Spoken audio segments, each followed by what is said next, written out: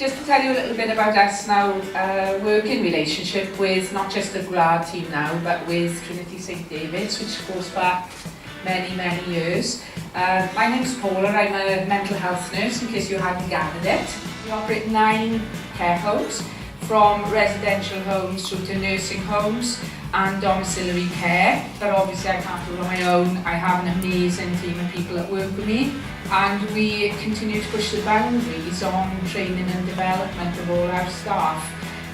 Aldo, who's our training manager, but also has worked with me as a clinical nurse manager for many years, has headed up a training programme with GWLAD around leadership and management of our staff, along with mentorship.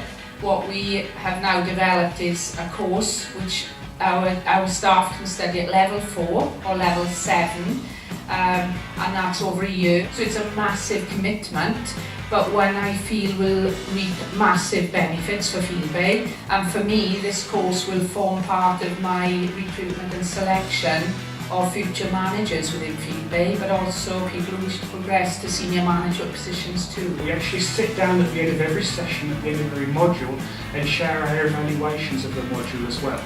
And another thing we're able to do is we're able to take the learning into the workplace. And the modules, if you like, the 4 modules have started with helping the learners become self-aware about what makes themselves tick. And in future modules they'll be working on leading themselves as part of a team, leading small groups, and then eventually in the last module being able to lead at an organisational level. So we have found practically that it's better to develop the talent from within than the talent from without. It's difficult to get people in that share our way of doing things. And then lastly, something that came through is also about teaching them how to manage work-life balance. And this works quite nicely with the mindfulness work that we do within the organisation. That being a good manager and a good leader is actually quite a stressful thing to have to do. And we want our learners to be able to go home and, whilst not maybe forgetting about work, helping them manage the stresses and the strains of everyday working life. Thank you very much.